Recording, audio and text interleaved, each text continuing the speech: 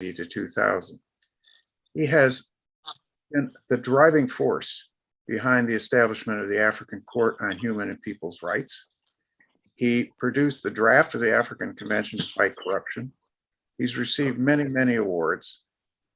And I can say, for me, it's a special honor because he's also a wonderful friend.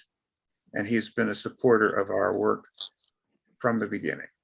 So I give the floor to you, Adama, because we are looking forward to your remarks about genocide and about hate speech this morning. And we will then have comments that might relate it specifically to the situation in India. Thank you very much for being with us. Well, thank you very much, my dear friend and brother.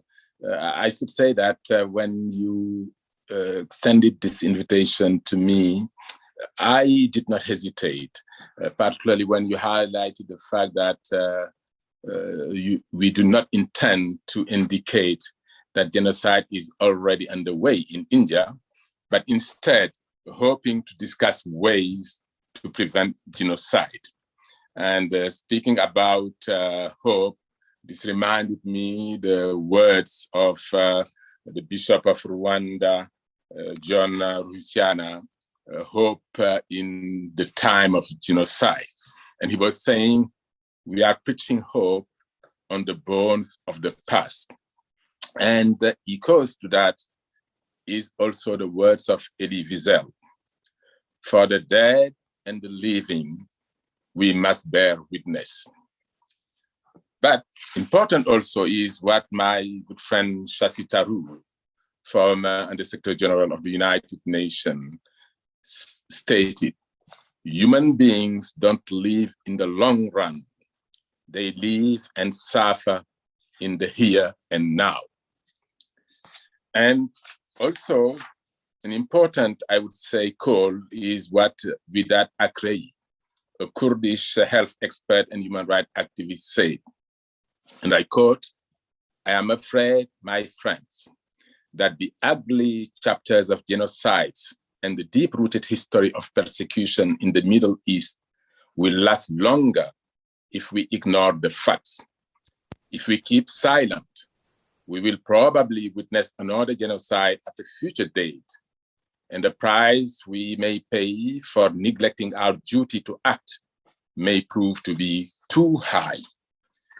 And I would say that these words are important. It's a kind of a clarion. And if I start, I would say that the choice of the theme for this summit is indeed relevant and timely, considering developing situation in India, which is worrying to say the least. And I'm convinced that this discussion will amplify ongoing conversation on how to address religious-inspired extremism and hate speech while remaining true to our collective quest to defend human rights whenever they are threatened and promote harmony among communities and our fellow citizens. Dear friends, we all recognize India's long and cherished history of being a melting pot in a turbulent world where minorities and majorities with different faiths and beliefs have peacefully coexisted, even going beyond its own boundaries to support those facing injustice and oppression. It is no coincidence that India has been referred to as the world's largest democracy. And I mentioned it earlier, Shashi Tharoor, and I can mention many other friends, the late P.N. Bhagwati, former Chief Justice of India, I mean, a great champion of the rule of law. But today, what we are seeing is that this remarkable record India had in the past is being threatened by growing attitude of intolerance and discrimination on the ground of religion or belief. Indeed, no society has escaped this tragedy, nor are they contained to a single religion or belief. Unfortunately, in the case of India, the tragedy is that the authorities seem to be indifferent to the threat posed by intolerance and discrimination. And I should say that we are all witness to history, how diversity of religion and beliefs has significantly contributed and enhanced the struggle for human rights and peaceful coexistence. Therefore, the equal dignity owed to all mankind seeks respect for the differences in the identity of each person, and it is in absolute respect for the right to be different that we find authentic equality and our ability to peacefully coexist. And I would say that history reminds us the importance of respecting and cherishing the benefits of this diversity, managing it constructively, and allowing its peaceful and full expression. Only in this way can we prevent threats to the stability of our societies while allowing our fellow citizens to realize their full potential as endowed by our Creator, ensuring that national laws and policies follow international standards related to non-discrimination and to address and counter the rise of hate speech through messages of inclusion, respect for diversity, and unity. To this end, in addition to the central role of the Indian government to protect its people, we must collectively focus at the grassroots. We should empower national and local leaders to challenge extremist views through well-designed programs, training, and financial support. We should recognize the added value of partnering with non-traditional actors such as scholars, NGOs, foundations, public-private partnerships, and private businesses, because these actors are often the most capable and credible partners in local communities.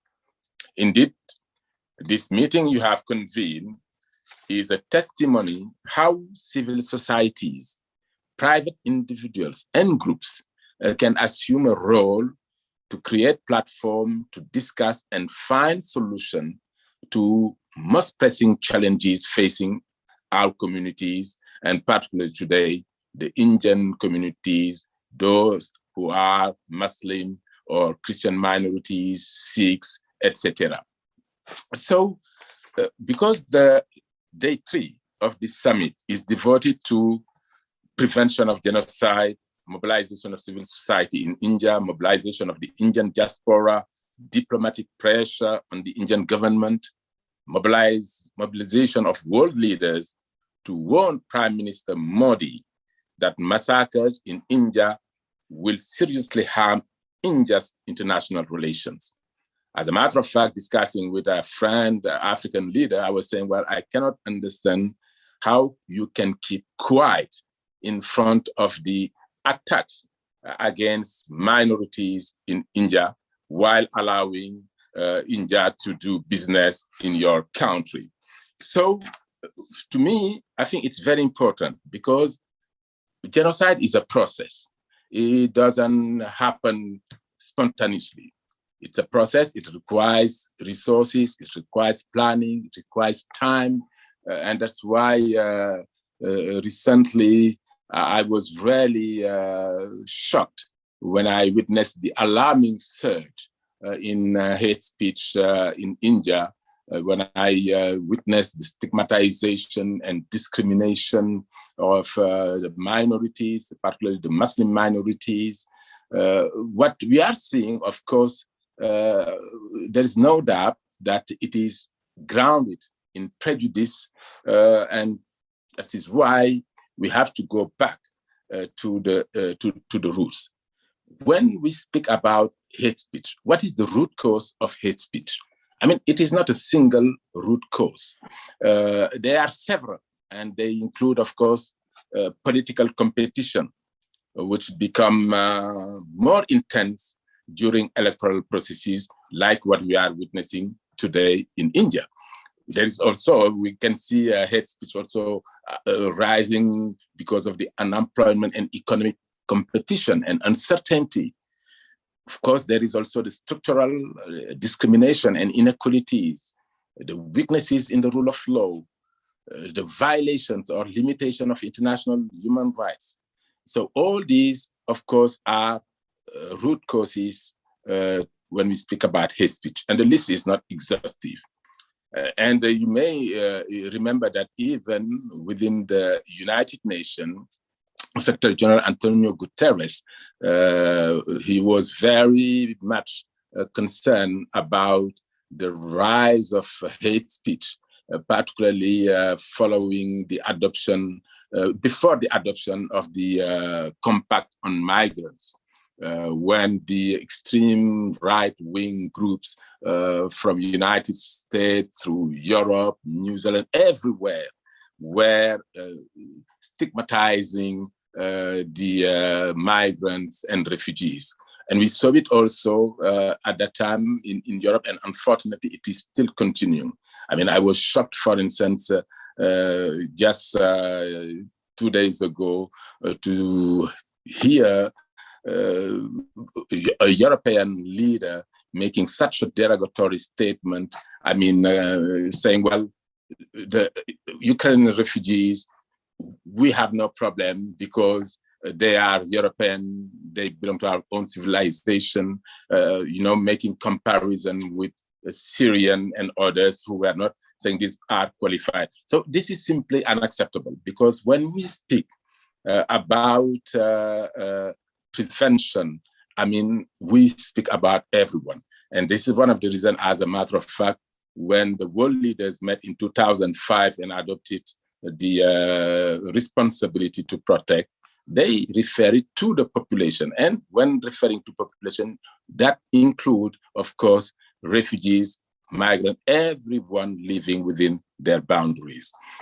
So what Secretary General did at that time was, okay, let's see what we can develop as a strategy.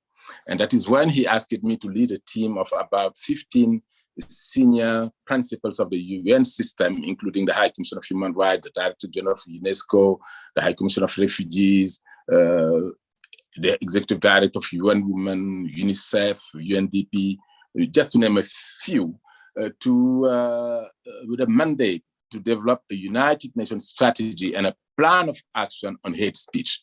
And it was an extremely challenging task because of the risk to open a Pandora box, which could have been used by some stakeholders to violate freedom of opinion and expression. But thanks to the strong commitment of all my colleagues, putting first the respect of human rights, we managed within a relatively short period to agree on a draft strategy, which was reviewed and approved by the Secretary General and formally launched on 17 June 2019. And I would therefore invite you to look through that document, which is accessible through the UN website and which will provide you with answers concerning the strategy. And we have, since that time, the Special Advisor on the Prevention of Genocide has been providing support to countries where there was a concern. And I hope in India also, the government will seize that opportunity to really develop a plan of action. So I say that what is extremely important is, of course, when we had developed that plan, it was about an engagement on monitoring and analyzing hate speech, on addressing the root causes, the drivers, and actors of hate speech, so as to contributing to identify the leading hate speech instigators, which the hate speech speakers, as some, for instance, I'm sure the organization at the grassroots in India may have in their monitoring already identified certainly leading hate speech speakers. But also it was about showing solidarity with the victims of hate speech and implementing human rights-centered measures which aim at countering retaliatory hate speech and escalation of violence. Because what is important to bear in mind is that when we speak about genocide, genocide is always preceded by hate speech. And we have seen it during the Rwandan genocide, the genocide of the Tutsis in Rwanda, where Tutsis were dehumanized. They were named after animals' names. I mean, the same we witnessed in Europe at the time of the Holocaust. I mean, hate speech preceded the gas chambers. And when the Jews were being labeled as all type of animals' names, they were being demonized. They were being used as scapegoat for everything. And nothing was done. But at that time, those indicators, those risk factors which were there could have and should have led the government at that time to take preventative measures so as to prevent the Holocaust of and the Shoah in Europe. So it is also today, I would say, there is no doubt that that prevention also could be enhanced in the digital sphere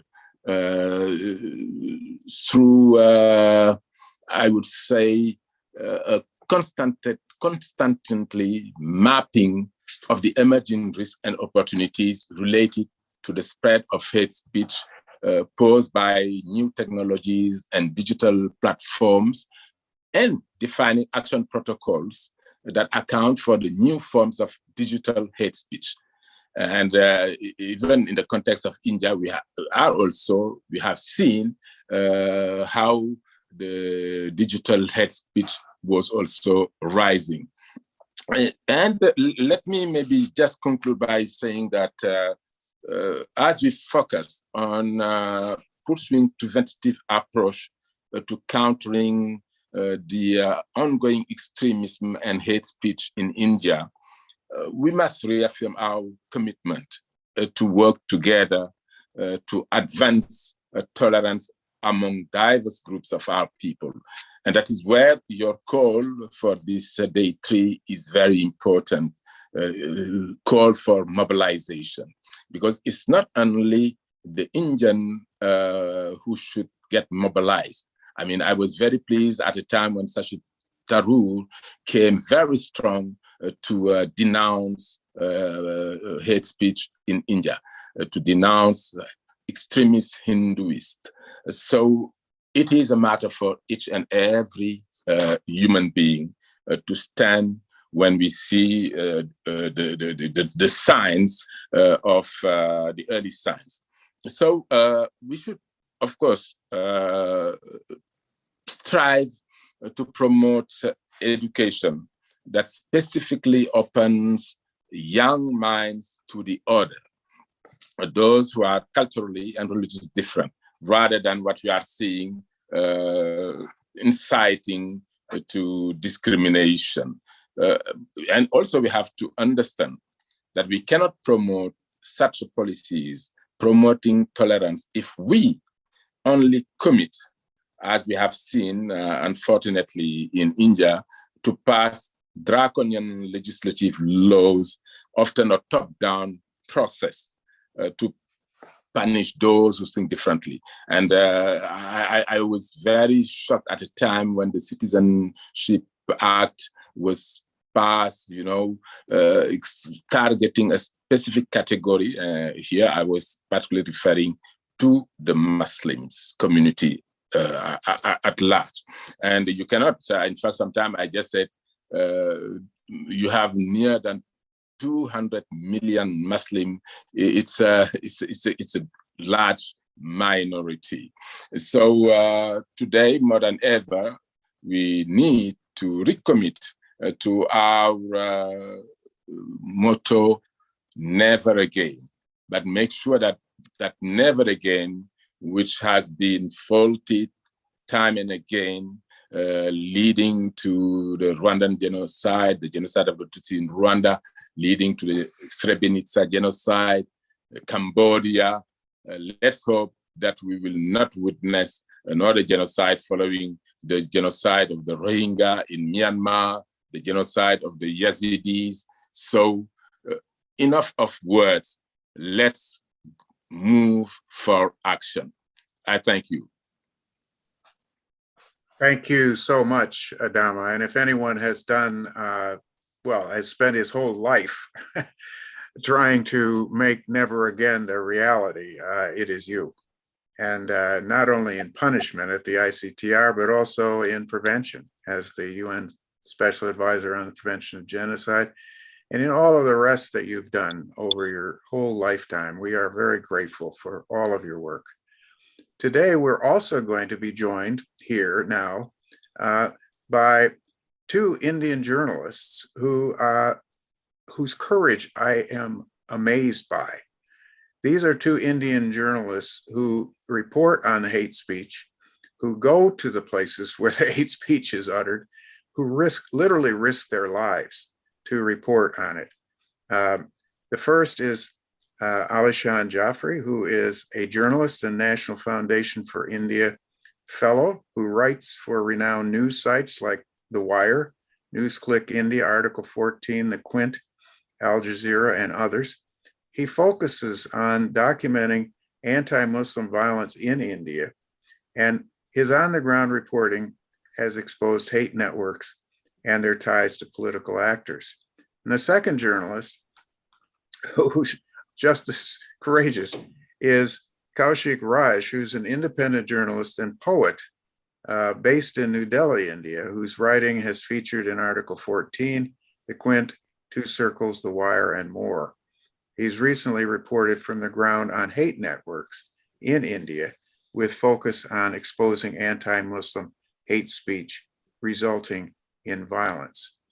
We're also joined today by a real expert on hate speech, one of the organizers of this conference, Ritu Manuvi, who is located in The Hague and is really, I'd say, the key organizer of this whole conference. So we're very grateful that we can have this discussion now. May I call on you, Alishan, first? Thank you so much for that introduction. I would just like to begin by sharing certain facts, as I'm a journalist based in India, and I can simply tell you about what's happening in India for the last 4 or 5 years. After 2014, there was a spate of hate crimes against Muslims who were killed, and there was the suspicion of Muslims eating cow meat, and apparently cow happens to be sacred for the Hindu religion, and this was used as an excuse to kill so many Muslims in India. But it just moved on to many other things. And this set of people who were being attacked in 2014 till 2018-19, they were the most vulnerable Indians employed in the dairy and meat industry, and they were simply killed by mobs, and their videos were uploaded online. Sometimes people used to, just make these videos and circulate them in their WhatsApp and Telegram networks, and then these videos used to get viral. And the people who were involved in these murders were literally, applauded by people in the Indian government and union ministers. What changed after this time was that these attacks, this hate and violence, it became very decentralized, and we saw attacks on Muslims in various ways. For instance, during the coronavirus pandemic and lockdown, Muslims were, blamed for spreading the disease, and they were accused, that they're trying to, plot and take over India by killing Hindus. Now, this was the kind of rhetoric that was being spread at that time. In 2021, there were many instances where Muslims were attacked, and I would say that for me, the tipping point was the attack on Lok Sabha, a Muslim Lok Sabha MP, Asaduddin Owaisi. He was shot 3 times by by right-wing Hindu nationalist assassins. Then there was this attack on Salman Khurshid, who happens to be one of the most influential Muslim leaders in the Congress. His house was burned.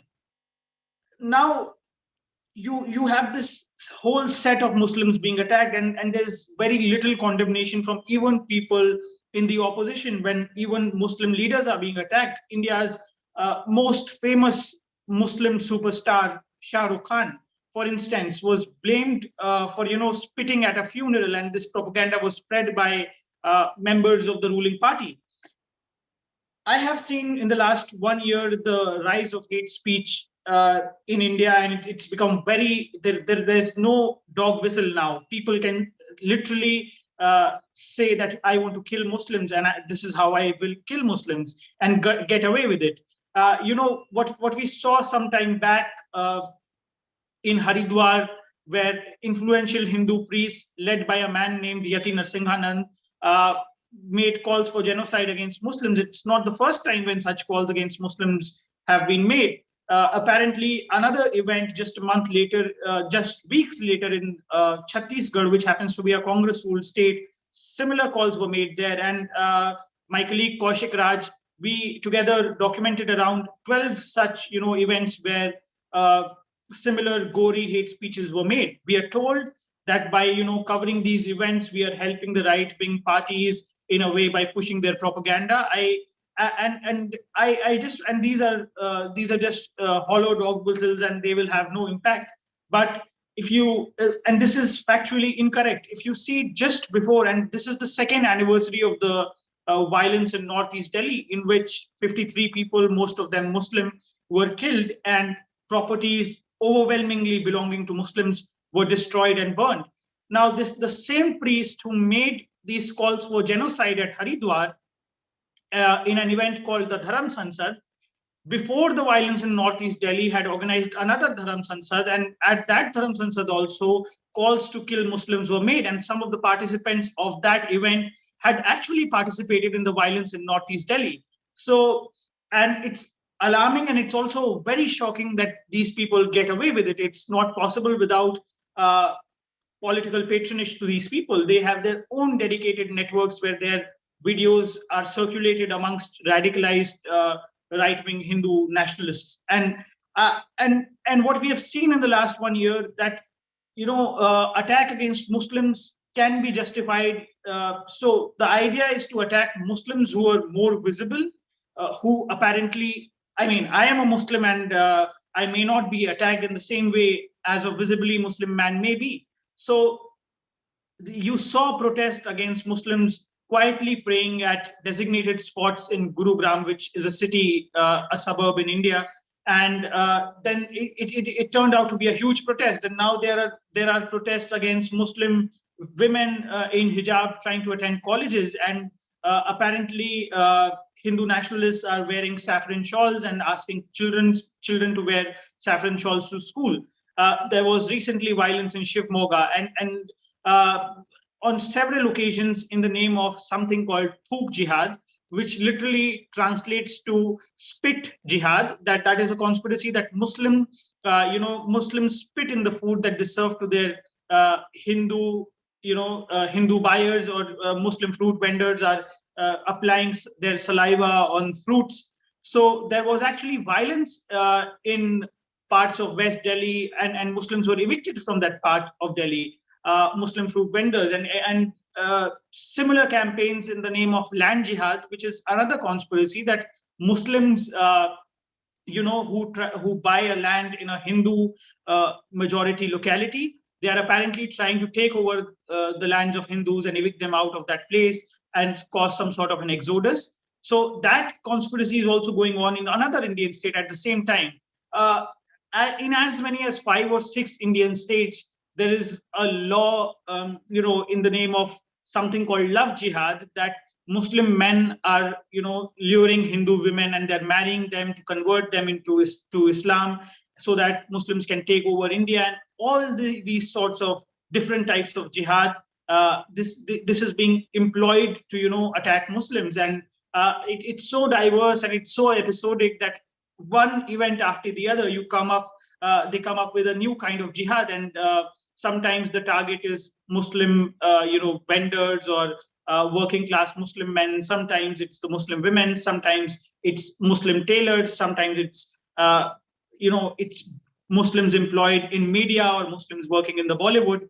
So apparently, everything which is Muslim is being criminalized by these right-wing leaders. And Yati Narasimhanand, for instance, is the man who had called for genocide at Haridwar and also for violence before Northeast Delhi, the Northeast Delhi pogrom. A day before the violence broke out in Northeast Delhi, the man came on camera and said that we have to exterminate Islam and we have to root out Muslims. As long as Muslims are alive, Hindus cannot be safe. So we need to start killing them. And this is what he said on camera. And a day after, some of his followers actually participated in the violence in which 53 people, both Hindus and Muslims, were killed. I think all this should have been enough to, for the Indian government to arrest people like Yati Narasimhanand. And after huge outrage and international outcry, the Indian government did arrest Yati Narasimhanand, and that was just for a month. And we have seen this happen in several cases. This happened before. There was this event, a rally at Jantar Mantar, where around 3,000 to 4,000 people gathered, and it's just right next to the Prime Minister's residence, and calls to kill Muslims were made from there. And economically boycott them, and to ensure that they cannot practice their religion and that they eventually convert to Hinduism. This was said by some of the priests at different events. Now, apparently, this does not invite any action, legal action by the Indian government. And if there is any action, the people who are involved in these acts of violence and in these hate speech conclaves, I would call them, they are just let off. And we have seen that these propaganda campaigns, these calls for violence, translating into real life violence. People, for example, one of the men who literally went on to shoot at the people, at students, Muslim students in Jamia Millia Islamia. He made other videos, calling for abduction of Muslim women, for killing unborn Muslim children. Now, that is the kind of hatred that has taken root in some parts of the Indian society. And the problem is that even very well-meaning, civilized Indian commentators, some upper caste Hindu liberal commentators, they tend to, tell people like myself and Kaushik Raj to not cover these crimes and ignore the fringe. But how is this even fringe? And why should this be ignored? That is a question that we asked to them. But I think, Alishan, if you've laid out an amazing indictment here, and I'm very grateful for it.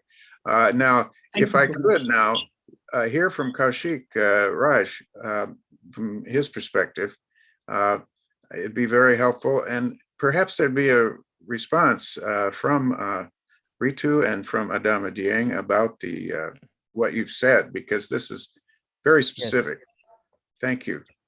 Thank you so much, Dr.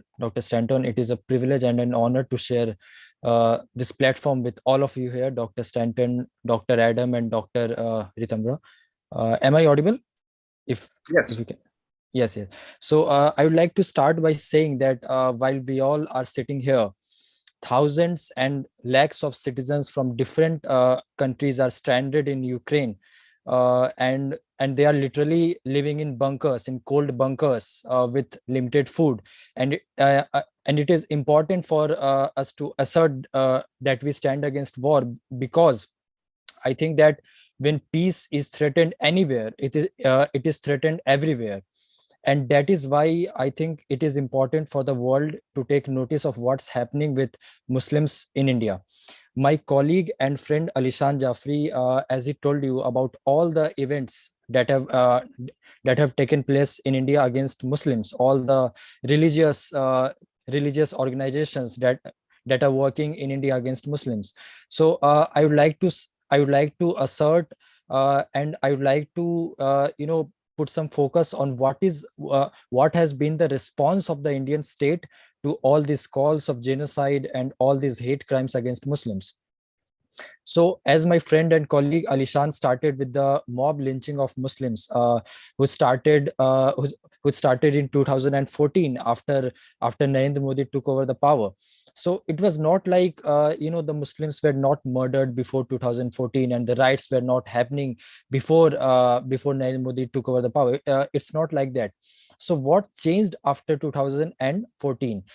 It is precisely this response of the state which changed drastically after 2014. So the first mob lynching which the world took notice of a Muslim in India was of Muhammad Akhlaq in the Indian state of Uttar Pradesh in a city called Dadri.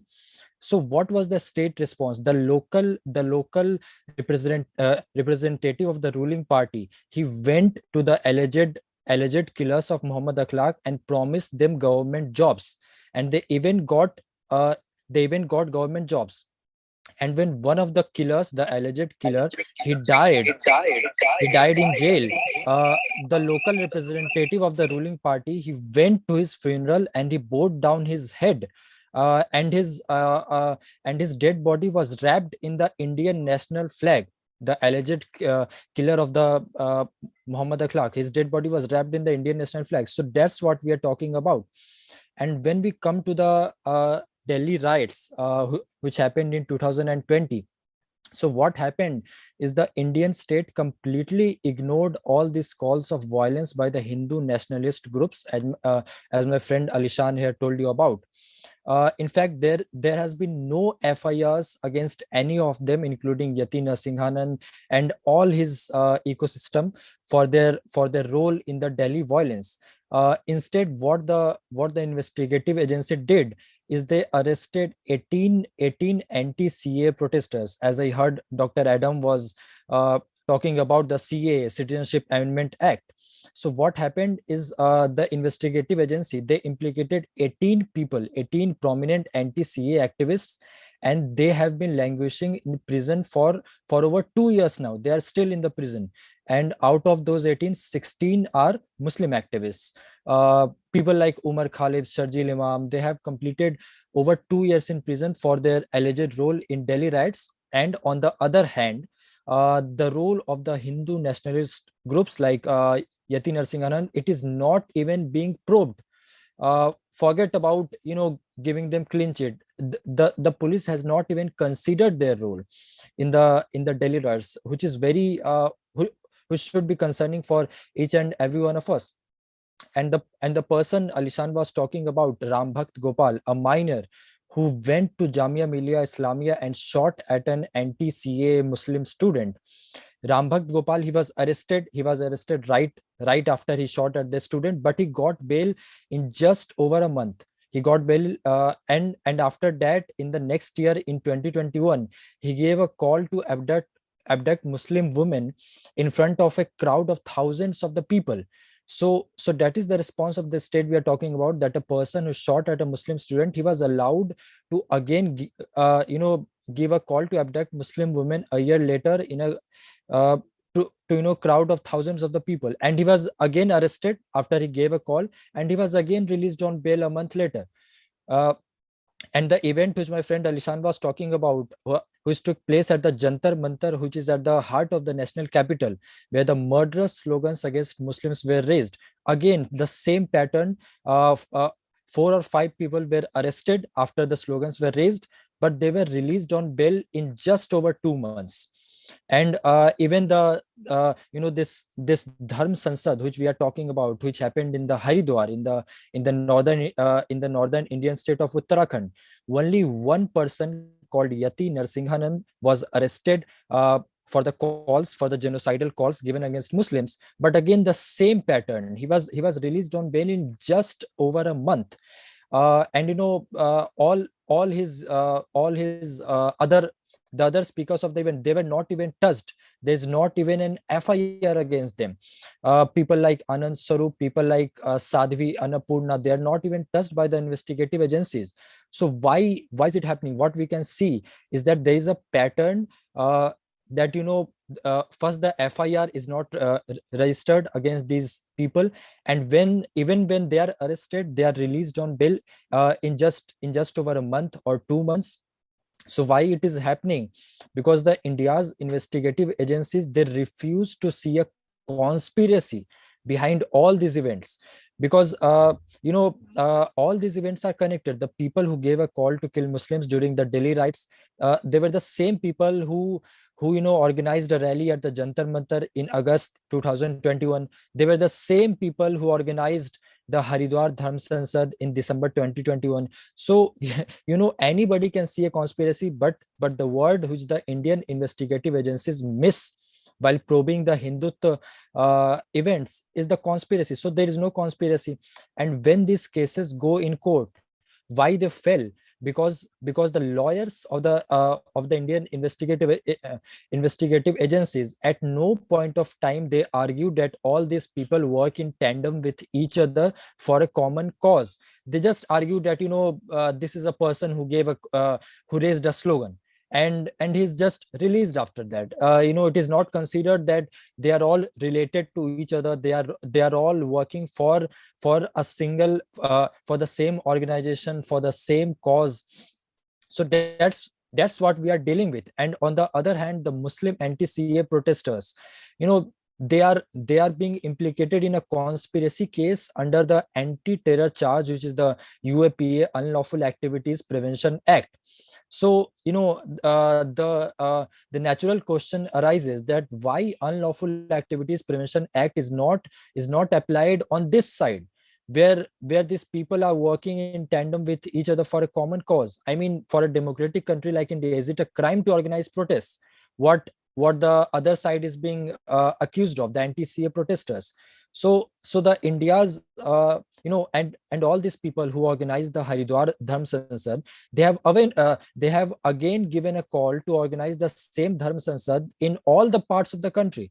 They have given a call to organize in the Indian state of Haryana, in the Indian state of Uttar Pradesh, in the Indian state of Bihar, in the national capital also, in the Delhi also. So why are they being allowed to roam freely and organize these events one after another? Because the Indian state just can't see a conspiracy behind organizing of these events. And let me tell you one more thing, that right now the opposition to the hijab wearing Muslim students in Karnataka, it is part of the same conspiracy, because interestingly the same groups are involved in protesting against the hijab wearing students in the Indian state of Karnataka.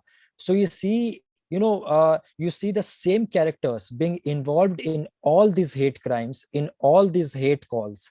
But again, the Indian state cannot see a conspiracy. So the point, I would like to conclude by saying that, even if the Indian state refuses to see a conspiracy, we have to keep talking about it. That what is happening to the Indian Muslims in India, it is not like it is a spontaneous event. It is not like the Haridwar Dharm Sansad was organized spontaneously. It was backed up. It was backed up by similar events in the past, and it will be followed by similar events in the future. So I think only our voice can force the world to take notice of these events. Thank you so much. Thank you. I want to call on Ritu. She is the executive director of the foundation, The London Story, and she's a lecturer in law at the University of Groningen. And she and her organization have been specifically looking at the geographies of hate and disinformation in India and in Europe. Ritu, you had, as I remember, a specific question you wanted to put to His Excellency Adama Dieng. Thank you, Professor Stanton, and thanks a lot, Alishan, Kaushik, and His Excellency for your remarks today in this panel. And perhaps I'm going to go out of the comfort zone over here.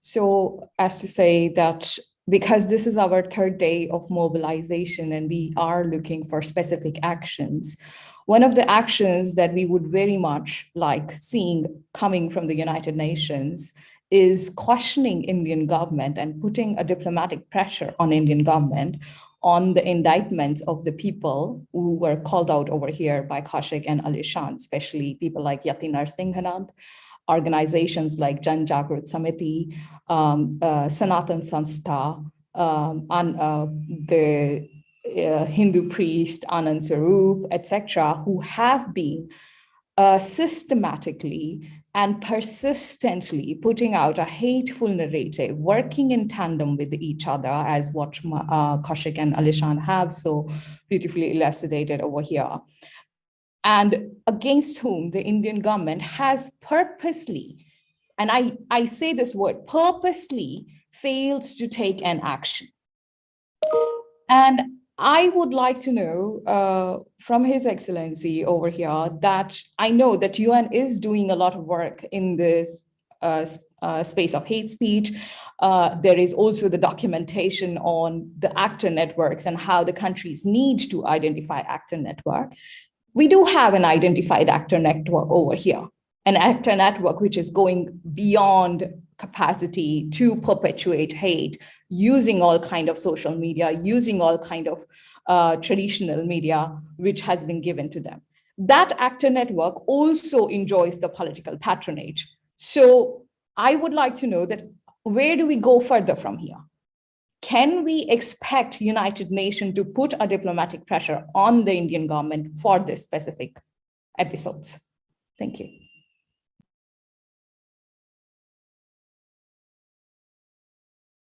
His Excellency, you're muted. Yeah, I mean, first of all, let me inform you that I'm no longer a UN civil servant. You know, I have decided to retire since 2020. What I'm saying is just I speak on my own behalf, but what you said is what is needed is specific action. I was referring earlier to specific action at the grassroots level. That means within India. But listening to the two previous speakers before you, it looks like that not much has been achieved, and hence the need to mobilize more support. As you know, the UN is an organization which should have been, if we go by the UN Charter, an organization for the people. We, the people of the United Nations. Those are the first words of the UN Charter. But when you see what is happening today, you see that multilateralism is under serious attack. We have seen it just recently, the Security Council being impotent to address seriously the crisis in Ukraine, Russia, you know, and we have seen, in fact, witnessed India abstaining during the vote at the Security Council, along with China. So mobilizing international support is important. And at the UN, we know, of course, we have the Human Rights Council, which is, I think, definitely a body which should be addressed. And even there, you need more pressure. I mean, you have to organize first and foremost with the civil society, with the international NGOs, and make sure that you have states which are really willing to engage on this issue. As I mentioned it during my presentation, that India today is competing with other countries, for instance, in Africa, but also in other regions of the world, doing business. So how to make sure that those states which are really committed, including in Europe, reconsider the way they are dealing with India, making it clear that as long as you don't change, I mean, these are values, you know, which we share in common, which are in the UN Charter. We have the Convention Against Genocide, you know, for the prevention. I mean, put it clearly, the title, Convention for the Prevention and the Punishment of the Crime of Genocide. So the emphasis was first on prevention. And you may remember that this convention was adopted one day before the Universal Declaration of Human Rights on 9th December 1948, which means a lot, In other words, what we have witnessed, the Holocaust, we should no longer witness a genocide in our lifetime. But unfortunately, as I said, we failed. Personally, I was trying to promote support for the Rohingya people. You know, we did not get the Security Council until very late. The Secretary General had himself to come forward. And at the time, Ethiopia was presiding the council. He sent a letter to the council. And later on, what we have seen is, thanks to the Gambia, while meeting with the Islamic Conference, a resolution was adopted, and Gambia decided to move and bring the case before the International Court of Justice, which is still going on. We have also, of course, the other case brought by Bangladesh before the International Criminal Court. You know, so that means we need, of course, to see what specific action can be considered in the legal side. But to my view, what is much important is how can we make sure that within India, because there are many Hindu people who are not supportive at all of this type of attitude. I mean, he mentioned it, finally, the government of Modi took action against one of the actors who was developing dangerous speech. And we need, to my view, to get that core group within India, but at the same time, identifying who are the states today who might be willing to support. And first and foremost, you need, for a government like United States of America is one. You need to get a strong government who believe on those values and principles which make our humanity one. You know, so it is not. I think I hope my answer is not discouraging you, but it's not something which can be achieved in one day. It requires a lot. I mean, for the time being, we are trying to even work on a project which is the act at preventing atrocity crimes, making sure that at the Security Council, no P5, I mean, those permanent members would ever use its veto to oppose an intervention when it comes to genocide, crimes against humanity, such as what we have witnessed in Myanmar. Because it was possible. We could have prevented what happened in Myanmar with the Rohingya. We could have prevented what happened in Rwanda. I mean, today, no one can say that we don't have the instrument. We have the framework of analysis for the prevention of atrocity crimes, which means genocide, crimes against humanity, and war crimes. And it might be useful, in fact, to go through that framework, which is a UN document, and because there are many examples which have been given by the previous speakers, and go through those examples, document them with evidence, and then say, okay, this is the situation where we are. Tomorrow, no leader around the world then would say that we didn't know. And I think starting with this alliance, I encourage you to go ahead and continue working, but using that framework of analysis. I'd like to just open this up, and we're going to go beyond the 10:30 cutoff for this, because we do have some time between now and the next panel, and we got started just a little late. But I'd like to just pose some of the questions that have been put into the Q&A here on our, for this meeting. One is a pretty serious one, and perhaps one that it's going to be hard for everyone to answer, but I would especially, I think, call upon the people who are of Indian origin here to try to deal with this.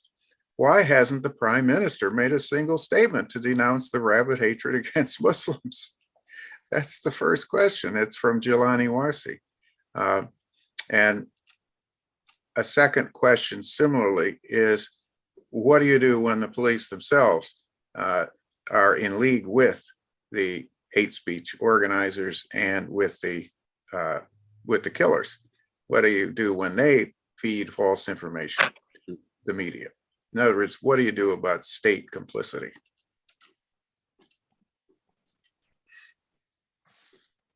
So I open that to anyone who wants to deal with it or who have to address it. Yes, I would like to answer. I would like to answer this. That the Prime Minister of India, the present Prime Minister Narendra Modi, he himself comes from an organization called RSS, which is the Rashtriya Swayam Sevak Sangh, which you can call the parent organization of all these, the branches of Hindutva. And even this organization RSS, it was accused of killing Mahatma Gandhi, who is called the father of the nation. The killer Nathuram Godse, it was alleged, and many historians have proven that the killer of Mahatma Gandhi, Nathuram Godse, was a member, an active member of the RSS when he killed Mahatma Gandhi, the same RSS from which our Prime Minister comes. So it is very natural that the Indian Prime Minister is maintaining a silence and in all of this. And while the Prime Minister maintains silence, as I told, that his party men, his representatives, they actively support these groups. I mean, during the anti-CA protest, the union minister called Anurag Thakur, he gave a slogan to shoot the traitors, shoot the traitors. And we all know who is the traitor in their eyes. I mean, at that time, the anti-CA protesters were the traitors in their eyes. So a prominent leader of the Delhi BJP, the ruling party, Kapil Mishra, he gave a speech after which the Delhi riots started. He actually threatened the police that if you don't remove these protesters, they will take law into their own hands. And after that, the Delhi riots started. So, while the Prime Minister maintains silence in all of this, his party men actively support these groups. I mean, when you talk about the mob lynchers, the people who lynch Muslims, his party men, his union ministers garlands those mob lynchers. So that's what we are dealing with here. Thank you very much. Very perceptive. I just want to ask one more question before we move on. We have Anisha Abdul Adam, who has said the state is also trying now to shut down NGOs and charities that speak out. We have a number of them, of course. They're using a lot of different laws to do that. Oxfam, Amnesty International has shut its office in India. And it looks to me as though we have a serious repression that is beginning now against those who would speak out. They're trying to create a climate of fear. So I'm wondering if you might be willing to address this, any of you, because it's the early time when the opposition is crushed. So any of you, I would just like to add to what Kaushik had said in his last answer. He gave a historical context of the Prime Minister's silence, and I would like to speak about its contemporary context. People like Yati Narasimhan or others, they are very influential. They happen to be Hindu religious leaders, and they are in charge of very prominent temples, and they're part of very prominent Hindu religious ecosystems. So when we assume that why is the Prime Minister silenced, I think the Prime Minister's silence, it's explained by the fact that if he speaks out against them, he will also get a backlash. And I don't know whether the Prime Minister approves of the words made of Yati Narasimhan's speech or not. But what I definitely know is that if he speaks against it, his core support base will not be happy about it, and he cannot, make his core support base unhappy. And now coming to your question, I think the attack on civil society journalists, it's very apparent because you see so many people have been silenced, and this silence, because even journalists like us, when we write stories, we have to think twice or thrice. We have to be very sure with the facts, and we have to, read.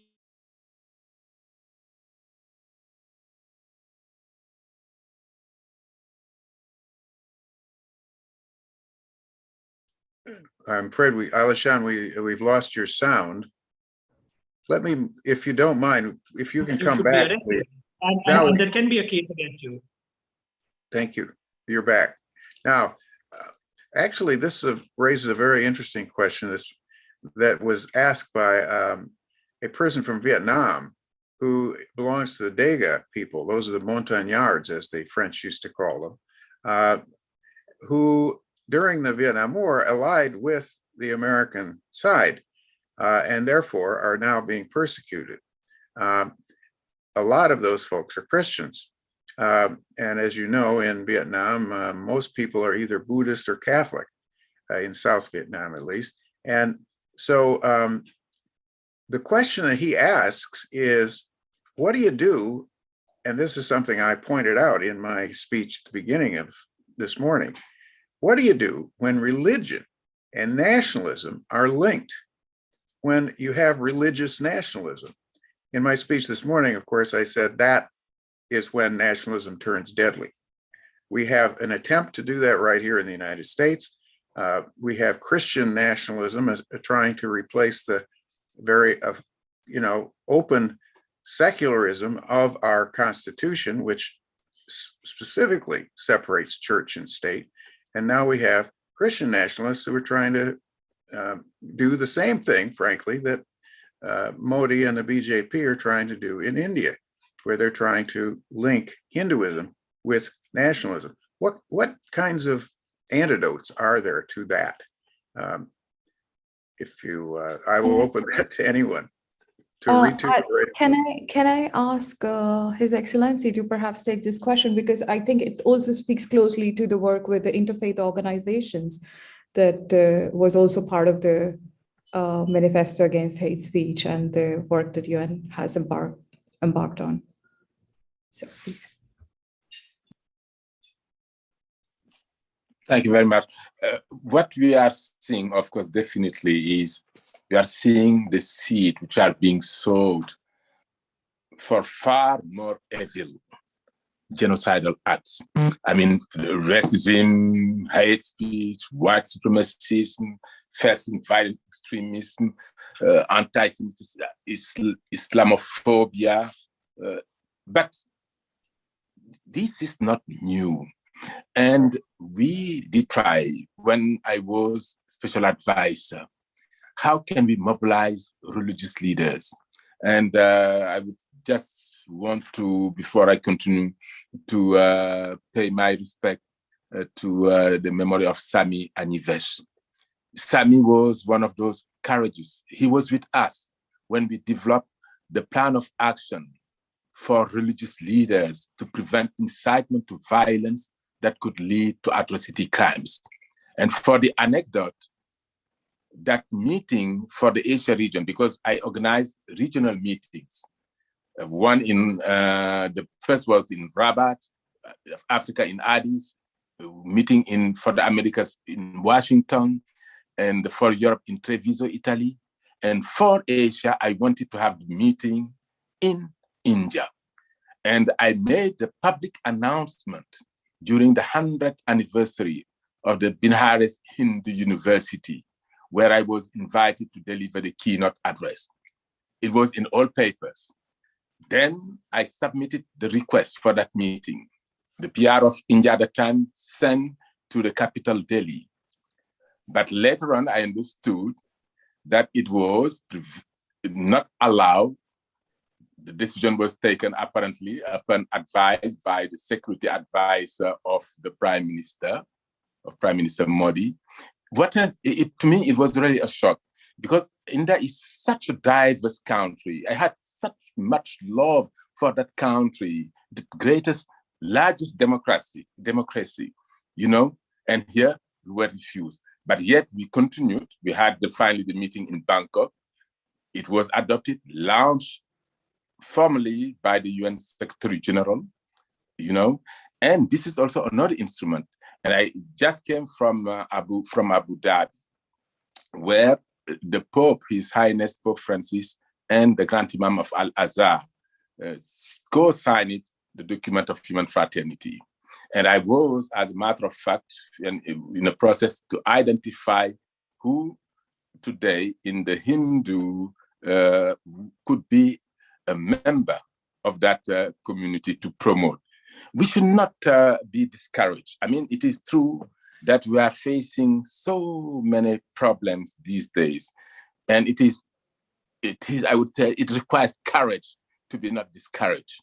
But what is needed is what my good friend Benjamin Ferenc was telling me when he visited my office at that time, ahead of his 100th anniversary. He said, never, never give up.